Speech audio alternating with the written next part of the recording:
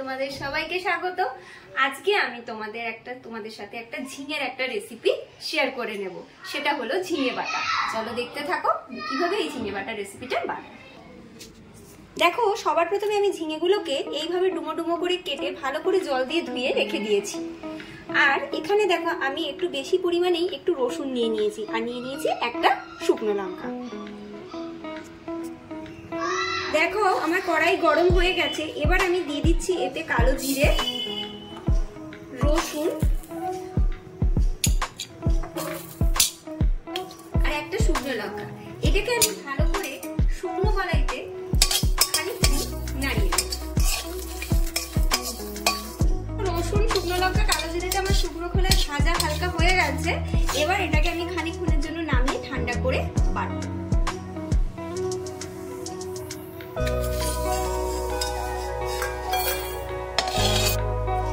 দেখো মানে এটা ঠান্ডা হয়ে গেছে। এবার এটাকে আমি মিক্সির বোলের মধ্যে দিয়ে দিচ্ছি রসুন, কালো জিরে আর শুকনো লঙ্কাটা।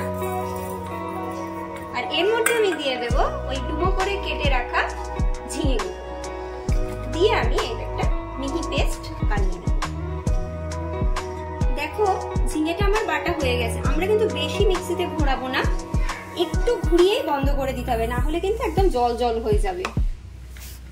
দেখো কড়াইতে আমি সরষের তেল দিয়ে দিয়েছি, তেলটা আমার ভালোভাবে গরম হয়ে গেছে। এবার বেটে রাখা ঝিঙে, রসুন, কালো জিরে আর শুকনো লঙ্কার পেস্টটাকে আমি দিয়ে দিচ্ছি।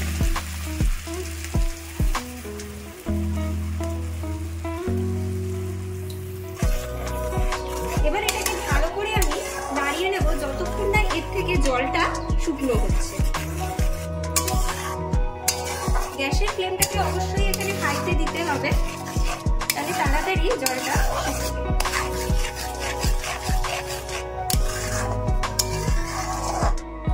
আমি দিয়ে দিচ্ছি এতে স্বাদ মতো নুন।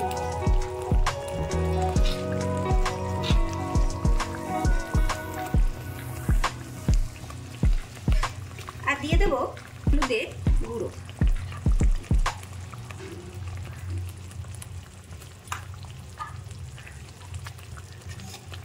দিয়ে ভালো করে আমি মিশিয়ে নেব।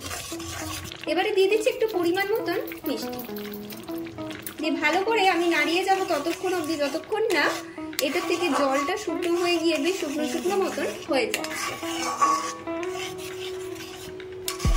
দেখো জলটা আমার প্রায় শুকিয়েই এসেছে, আরো একটু শুকনো হবে জলটা। দেখো আমার ঝিঙে বাটাটা কিন্তু হয়ে গেছে। এবার আমি সার্ভ করে নেব।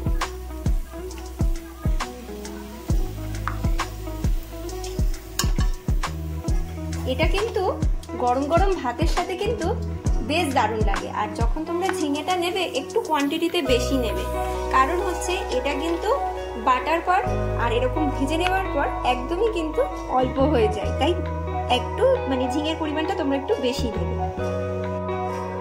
তাহলে দেখেই নিলে আমি ঝিঙে বাটাটা কিভাবে বানালাম। এটা কিন্তু গরম গরম ভাতের সাথে কিন্তু দারুণ লাগে, আর এটা কিন্তু খুব তাড়াতাড়ি হয়েও যায়। আর আমাকে অবশ্যই জানাবে যে আমার এই রেসিপিটা তোমাদের কেমন লেগেছে। লাইক করবে, শেয়ার করবে। যারা আমার চ্যানেলে নতুন দেখছো তারা অবশ্যই সাবস্ক্রাইব করে দেবে। আজকের জন্য এটুকুই, টাটা।